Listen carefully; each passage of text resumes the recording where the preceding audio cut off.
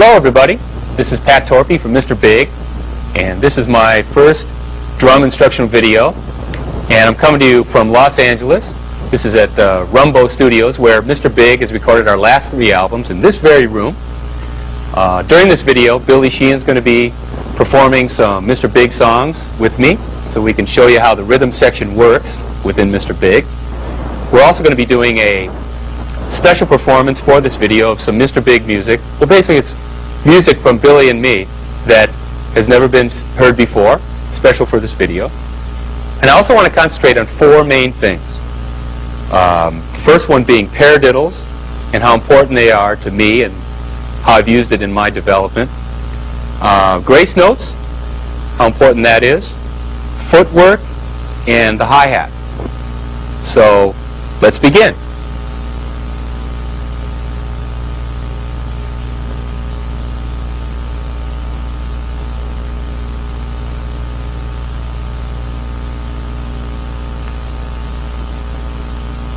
Okay, the first thing I want to talk about just a little bit is my grip. I assume everybody knows how to hold a drumstick that works for them. I'm just telling you about what works best for me. This isn't the right way or the wrong way. This is just the way I do it. I wasn't formally taught, but this is what's worked for me. I use what is called a German grip, where the top of my hand is basically parallel with the floor. And then sometimes my right hand turns over a little bit where my thumb comes up like this. See where the thumb is basically going up. When I go around the toms, my right hand turns over a little bit sometimes. But for the most part, I play with a very kind of a proper German grip, it's called. This is called Swiss, and this is German, and I use the German type. This is what works best for me. Okay. Paradiddles. I think there's 7 main rudiments, and they're all important. There's double stroke rolls, flams, single stroke rolls, and some other ones. But to me, the paradiddle is the most important. It's the combination of a double stroke and a single stroke, and that's why it's so useful in many, many different ways. I'll show you just real quickly what a paradiddle is for anybody who might not know what it is, but I think most people do. And there's 3 types that I use: the single paradiddle, double paradiddle, and triple paradiddle. Single paradiddle is right, left, right, right, left, right, left, left. Double paradiddle is right, left, right, left, right, right, left, right, left, right, left, left. And of course, the triple paradiddle is right, left, right, left, right, left, right, right, left, right, left, right, left, right, left, left. Now, the reason why these are so great, and what I like to do, is get an exercise that utilizes all 3 of those. And it's good to do with a click track or keep a hi-hat going for time. And I'll show you what I do. I do singles, doubles, and triples, and then back down. Goes like this.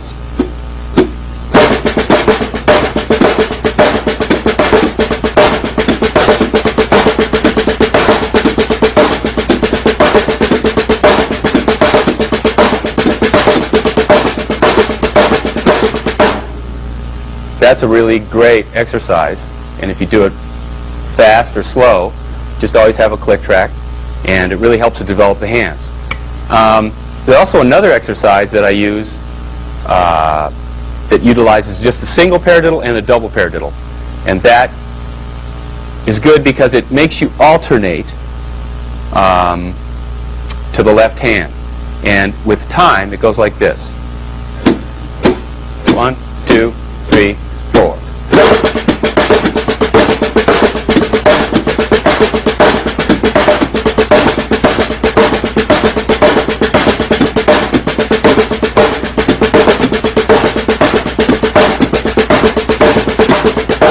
And then you're back to the right hand.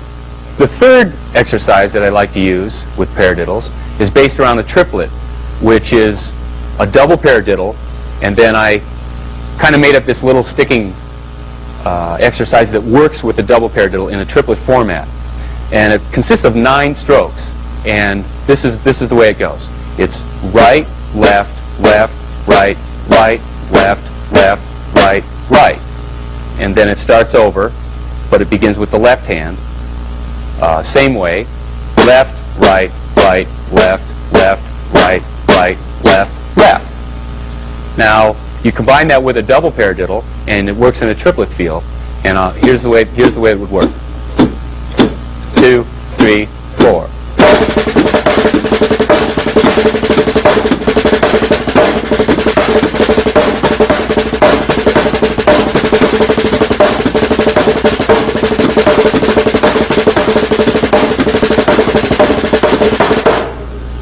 That works great on a drum set, and I'll be demonstrating that in just a second. All right, the first thing I'm going to do, I'm going to start with the first exercise I show you, and I'm going to play it around the drum set. Let me take this practice pad off here and show you how it works. And I'm going to accent the beginning of each paradiddle, single, double, and triple, with a tom-tom. And you can see how it kind of works around the kit. It goes like this. 1, 2, 1, 2, 3, 4.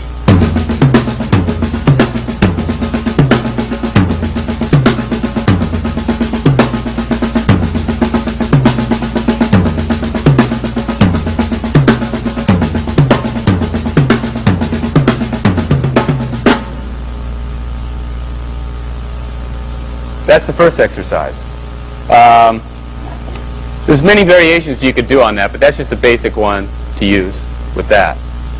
Here's the second example.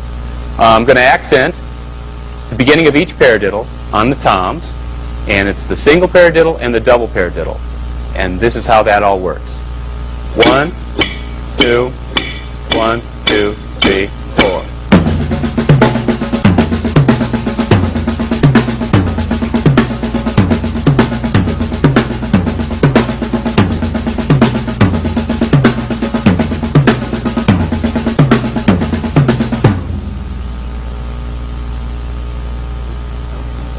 Now, I don't know if you noticed, but see how it alternates? If you keep time with the hi-hat, it makes you alternate. It makes you start one with the right hand, one with the left hand. That's a great exercise. And of course, there's many more ways you can use it around the drums, but that's a good place to start. Now, the third example, I'm going to get a little flashier with, and it's a good exercise to use. If you get past just where you could do it with just your hands, and then you start being able to use your feet along with the example, this is what it would sound like. I'm going to crash on the beginning of each paradiddle, and this is the example it's a triplet. It's a double paradiddle with that little permutation. This is a little exercise that I made up, and that's how this would go. 1, 2, 1, 2, 3, 4.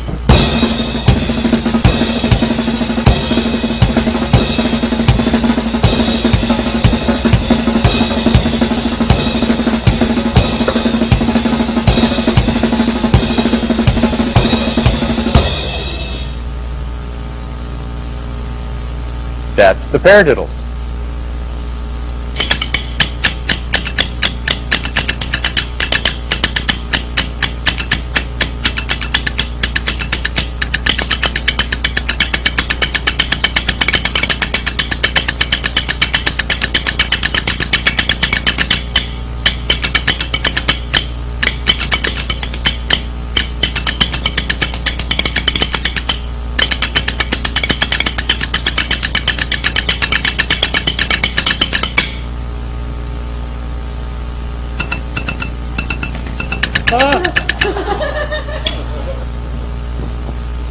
All right, we're going to talk about grace notes now, or ghost notes.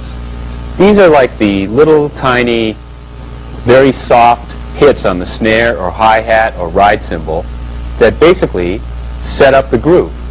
You have the basic beat, which is maybe boom, bap, but in between that, you have all these little notes, little dynamics, and these create the feel and the groove. And I'm going to give you a couple exercises that will help you to work on grace notes, and then you can apply them. These are things like, in Mr. Big music, Fool Us Today has some grace notes in it, and Mr. Gone, a couple examples.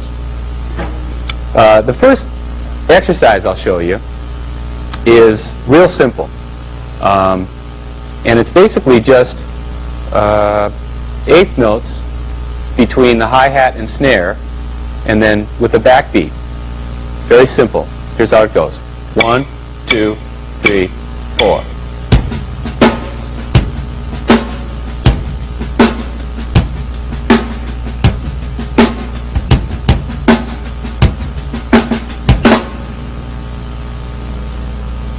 Now in that example, you can see all I'm doing is basically playing very soft with my left hand on the snare.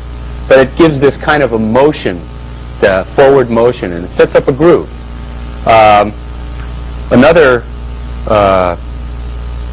way I can kind of expand on that is, I'll give you an example with that same kind of thing, but then I'll go into the Fool Us Today groove, which basically puts a triplet on the left hand on the snare. So I'll start with the first example, just playing what I just did, and then I'll go into Fool Us Today, and you can see how it all works. Okay? 1, 2, 3, 4.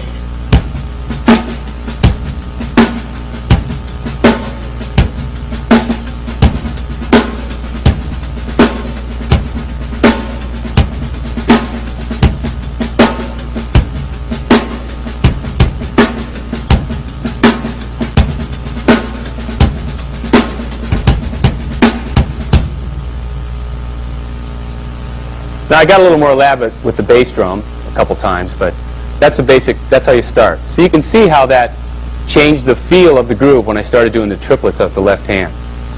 All right, the third example I want to show you, it's a little more advanced, and it's something that's been really important in my development with grooves and grace notes and feels, and I use it all the time in many, many different ways in Mr. Big music and jazz and Latin and rock and roll. And simply, this is how you start it. I'll show you what the bass drum does, and then I'll show you what the left hand does. This is where to start. First bass drum. 1, 2, 3, 4.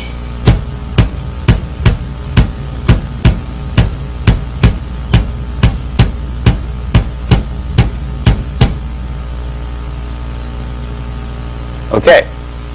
Now the left hand plays opposite the bass drum. They don't hit at the same time, except you accent the backbeat. And together, they sound like this. 1, 2, 3, 4.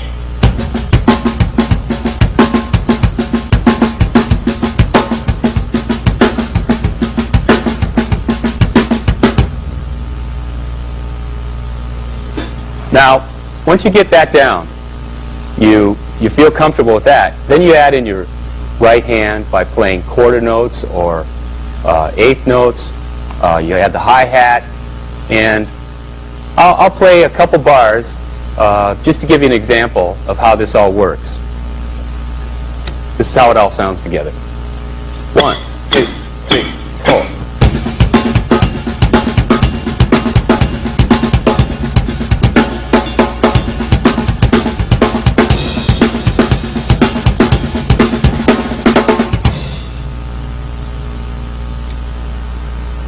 Now, as you can see, there's many variations. You could do a lot of different things, and I even kind of took it into halftime a little bit. But once you get the thing down between the bass drum and the left hand, the world is yours. A universe of ideas opens up. Really? First thing I want to do is Billy and I are going to show you some just some examples of how grace notes can be used within a song. Billy and I are the rhythm section of Mr. Big. We're going to do a little bit of temperamental and Mr. Gone, which kind of show how what you can develop into with grace notes.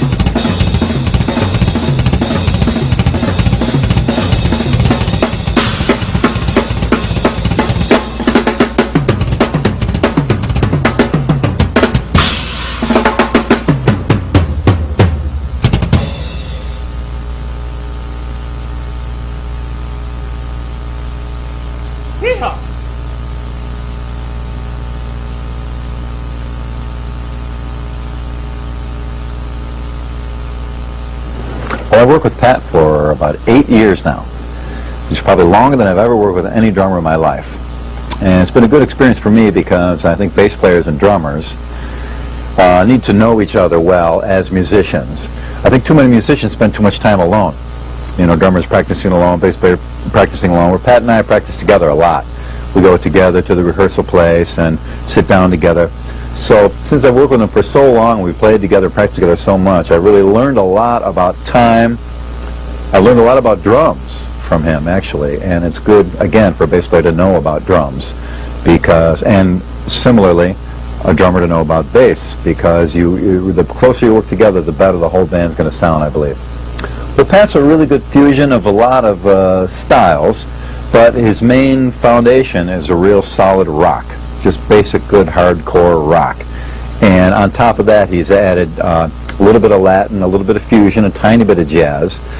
And I know he's into some drummers like Billy Cobham and some of the cool, Lenny White, some of the cool fusion guys and things like that. That shows in his playing as well. But the thing that he's real strong at, which shows a lot in the studio, is that he's just a really good, solid player as far as his time, his tuning, his finesse, and his ability to watch what's going on and add the right thing.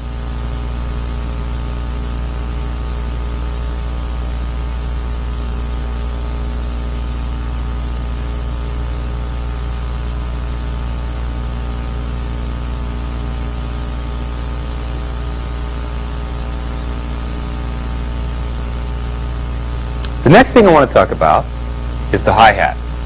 And it's not just hitting it with a stick. I think everybody knows how to hit it with a stick. What I want to concentrate on is what you do with your foot. Because to me, the hi-hat adds another color. It's like a percussion instrument. I think a lot of drummers, sometimes they play a lot up here, play grooves, and basically their left foot, they just kind of let it hang here and die. Well, I wanted to do a little bit more with it. So the first thing I wanted to do is get this technique which is called the heel toe. And I'll show you what that is right now and what it sounds like. It goes like this.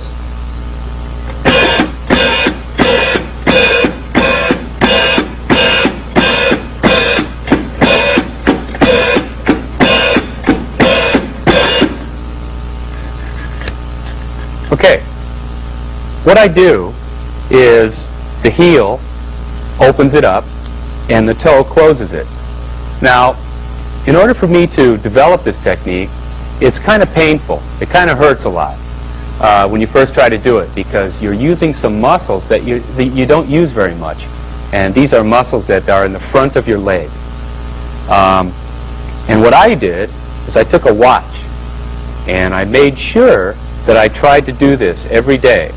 And what I would do is I started timing myself. In the first couple days, I couldn't even do it more than a minute. But I kept at it, and after about 2 weeks, I was able to go for 10 minutes. And the first time I recorded with this and used it in a song is a song called Voodoo Kiss. And I'll show you how I used it. It went like this. 1, 2, 3, 4.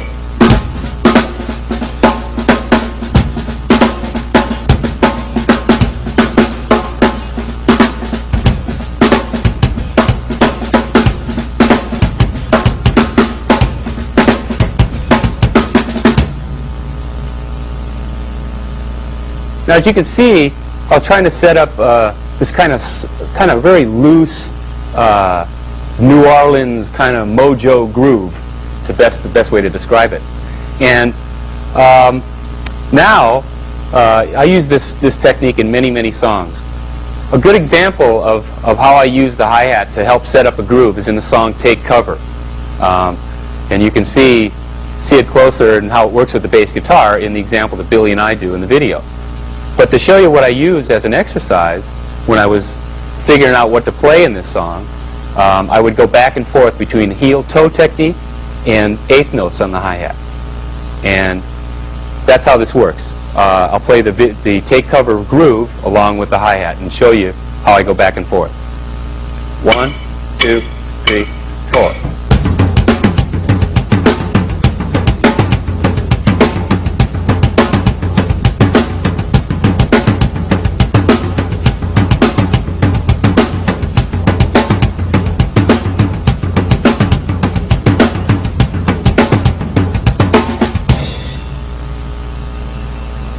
Now, as you can see, what that did for me is it takes a lot of coordination because your right hand and your your right foot and your left hand do the same thing over and over again. The only thing that changes is your left foot on the hi-hat. So it helps to develop strength, stamina, and coordination.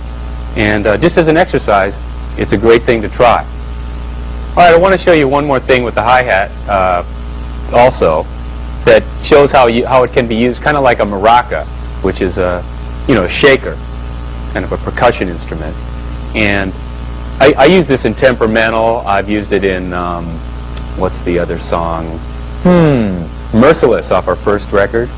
And it kind of goes like this. You can hear the difference. I'll play the groove and then I'll add the hi-hat. And you can see how it kind of helps to enhance the groove. 1, 2, 3, 4.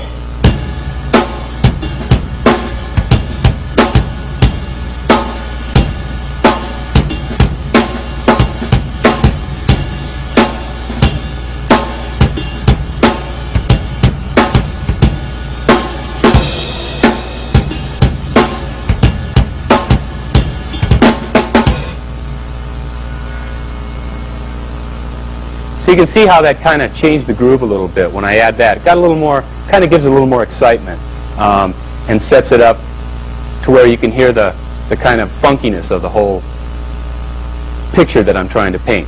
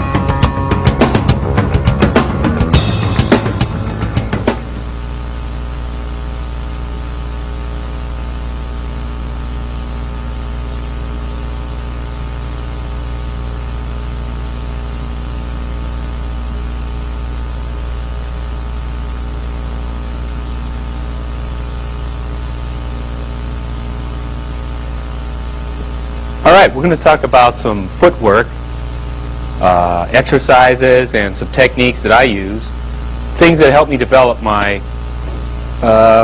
foot technique. The first thing, this is a Tama iron Cobra pedal. This is what I use. But the first thing I do is there's a toe stop, and it screws onto the footboard right here. What I do is I take that off as soon as I get the pedal. The reason why I do that is because I use a kind of a sliding technique, and I want to be able to slide as far forward as possible. And you take that toe stop off, and this allows you to do that. Another thing I use is baby powder. Why, you ask, do I use baby powder? Well, I'll tell you. Sometimes the bottom of your shoe, which slides on the pedal, gets sticky or wet, and it sticks and it won't slide. So I had to figure out a way to use, I had to figure out a way to have that not happen. So I took the baby powder and I put a little on the carpet right by the pedal. Then I put my foot in there and kind of rub it around a little bit. And then when I put it on the pedal, it slides forward very easily. And I'll show you a little exercise I use to basically work out my foot with this sort of technique. It goes like this.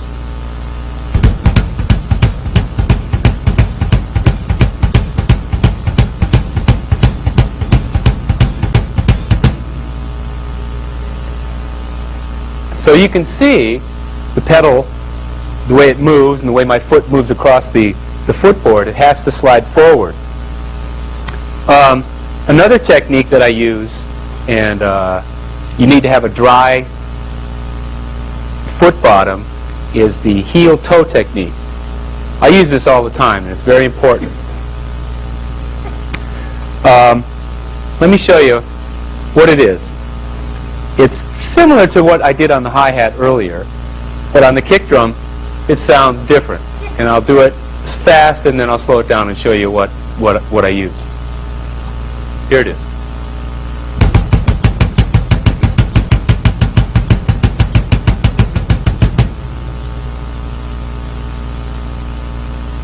So what's happening is my heel comes down, that's one hit, and then my toe goes down, that's another hit. So you get this rocking motion. I'm going to use a groove to show you how this works. So I'll just play it. It goes like this.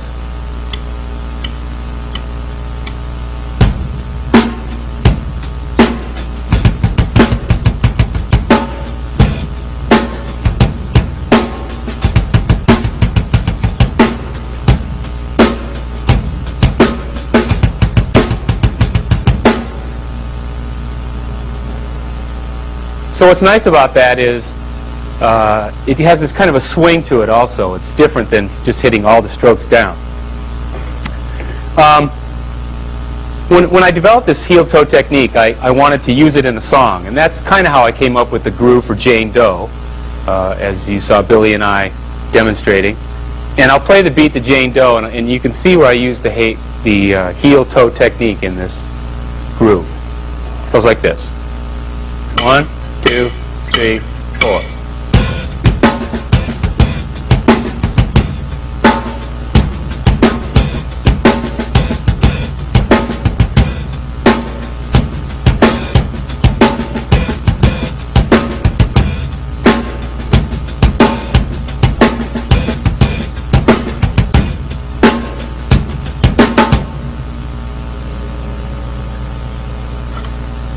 The next thing I want to talk about is an exercise that was really helpful in strengthening my foot technique.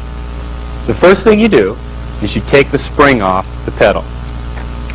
Now the beater, as you can see, is floating freely. And you're probably wondering how this works. Well, I'll show you. Take the spring off the pedal, and this is what I do. Here we go.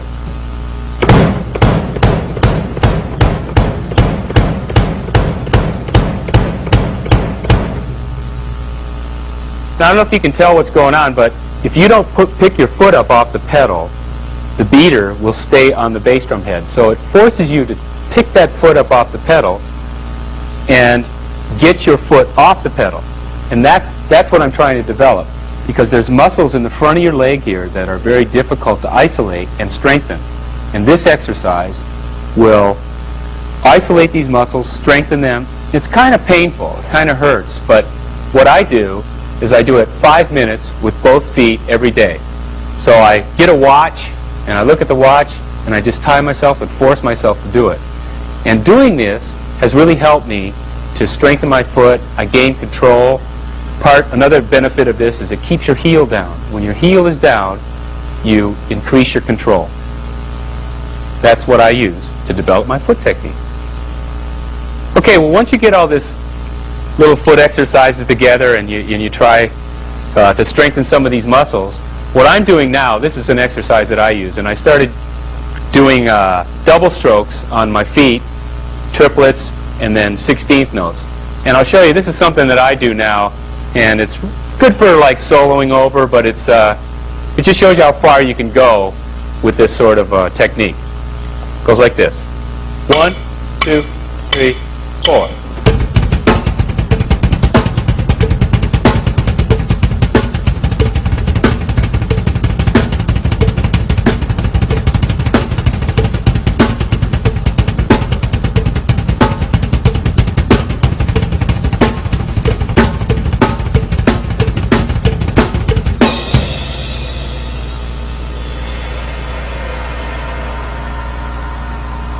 There you go.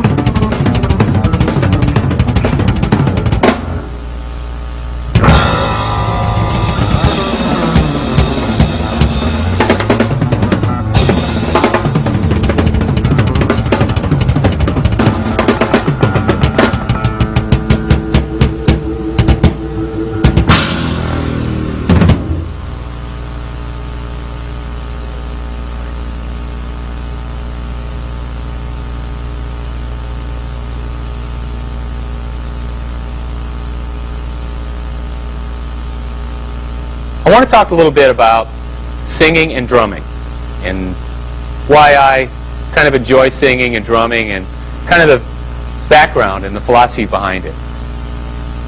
When I was young and playing in bands, copy bands in high school, just somewhere along the line somebody asked me if I sang. And I wanted to, and I thought, well, I'd like to try. And the guy just happened to say, well, you should, because if you're in a band and you sing, you're more of an asset to the band than a drummer who doesn't sing. And so you might have a better chance of getting the gig over drummers who don't sing. And the cool thing about singing is it's kind of like having another arm, because the voice and the melody you sing has another, it's a kind of a syncopated rhythm over the things you do with your other four limbs. So it kind of increases your independence one more level. And that's why I kind of got into doing that. Another thing that I did is when people asked me about the solo, singing yesterday while I played drum solo. This kind of came about because most of the time when you play drum solos, the only people that really want to listen to them are other drummers. And so I was thinking to myself, what would be kind of a unique approach to a drum solo that might interest other people who aren't drummers? And I thought, I'll sing. So I came up with this wild, wacky thing, and I came up with yesterday, and it seems to keep people in their seats when it's time to do the drum solo. Other than going outside and getting a Coke or going to the bathroom, they stay seated and they enjoy it, and it puts a smile on their face. And that's kind of why I even got into the whole idea in the first place. And that's why it happened.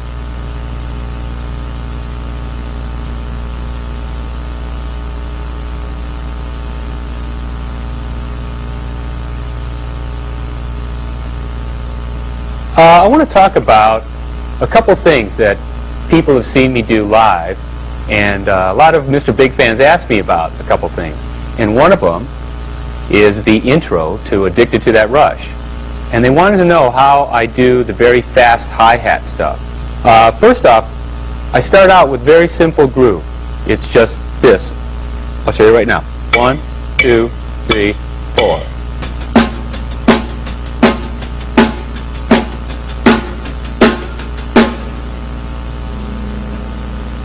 And what I start to do is to start do double strokes on the hi-hat, but not the snare drum.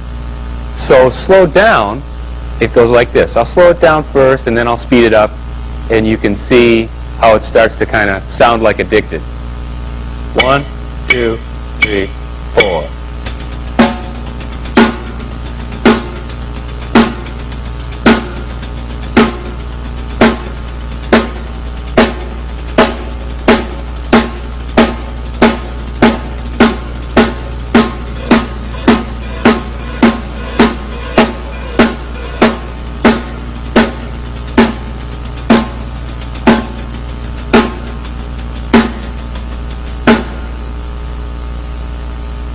One of the licks that a lot of people ask me about, that I use all the time, I want to show you.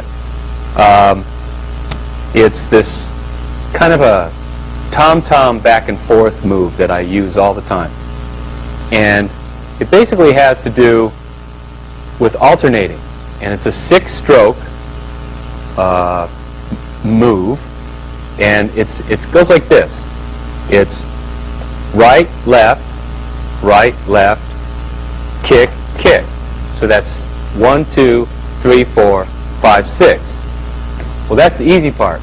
The hard part is going the other direction. You have to start with your left hand on the other direction. So you would go left, right, kick, kick. So it's the alternating that's important.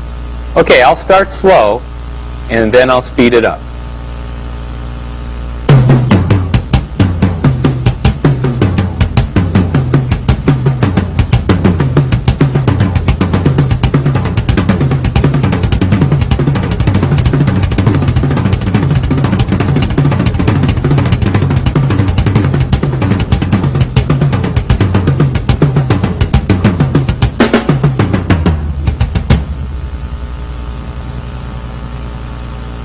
Okay, now one more thing I want to show you with this basic idea is when you can just do 4 strokes, which would just be right, left, kick, kick. 1, 2, 3, 4. I do that all the time, and a lot of people ask me why it sounds a little different when I do it and then they do it. And the reason is that I alternate from right, left to left, right. And I'll start slow, show you how that sounds with just doing the 4 strokes.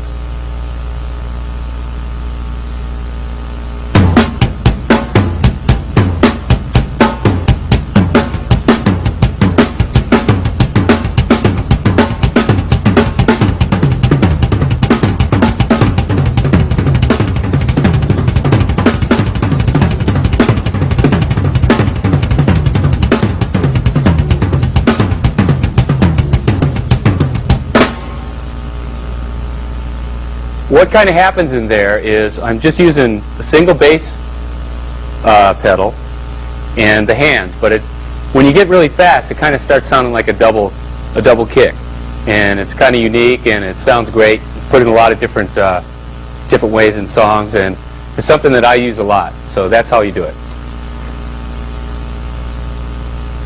The next thing I want to talk about is a part and a little drum lick or trick that people ask me a lot about, and it's from the song Colorado Bulldog. What happens is they ask me, how do I make the hi-hat work when I have both bass pedals going? What I do is I put my heel on the hi-hat while I'm playing the left bass drum pedal. Okay, I'm going to demonstrate what I do with the bass drums in Colorado Bulldog. And I'll start with just the bass drums, and then I'll move my heel over and start using the hi-hat. And this consists of single strokes with the left foot, and then I pop in and out with double strokes with my right foot. It goes like this. 1, 2, 1, 2, 3, 4.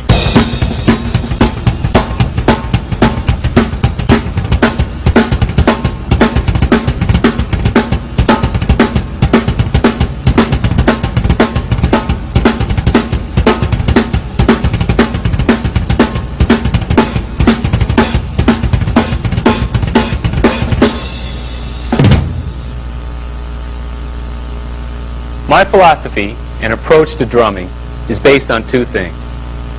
One, the groove is the most important. It has to groove no matter how many licks and tricks you put into it. It still has to have a feel that feels right with the song and the melody. And two, I like to come up with drum parts that are unique to the song. So if you heard the drum part without the other music, you would still know what song it was. And there's kind of a lot of examples in Mr. Big music. I like to think so, like Take Cover or Temperamental or Mr. Gone or Jane Doe. They all have a unique drum part, not just the real basic 2 and 4. And I want to introduce this last thing of a performance that Billy and I did special for this video.